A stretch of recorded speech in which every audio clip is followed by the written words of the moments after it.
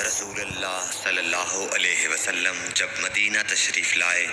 تو پہلے اپنی نانہال اترے جو انصار تھے،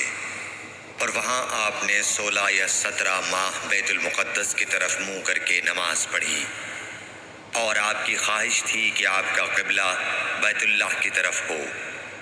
جب بیت اللہ کی طرف نماز پڑھنے کا حکم ہو گیا تو سب سے پہلی نماز جو آپ نے بیت اللہ کی طرف پڑھی عصر کی نماز تھی۔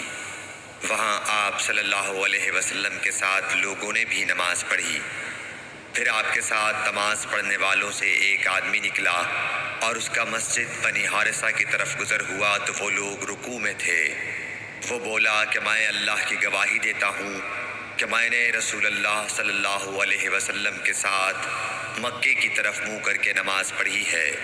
یہ سن کر وہ لوگ اسی حال میں بیت اللہ کی طرف گھوم گئے، اور جب رسول اللہ صلی اللہ علیہ وسلم بیت المقدس کی طرف منہ کر کے نماز پڑھا کرتے تھے، یہودی اور عیسائی خوش ہوتے تھے، مگر جب آپ نے بیت اللہ کی طرف منہ پھیر لیا تو انہیں یہ امر ناگوار ہوا۔ زہیر ایک راوی کہتے ہیں کہ ہم سے ابو اسحاق نے برا سے یہ حدیث بھی نقل کی ہے کہ قبلہ کی تبدیلی سے پہلے کچھ مسلمان انتقال کر چکے تھے، تو ہمیں یہ معلوم نہ ہو سکا کہ ان کی نمازوں کے بارے میں کیا کہیں۔ تب اللہ نے یہ آیت نازل کی، وَمَا كَانَ اللَّهُ لِيُضِيعَ إِيمَانَكُمْ، سورہ بقرہ آیت نمبر 143، صحیح بخاری حدیث نمبر 40۔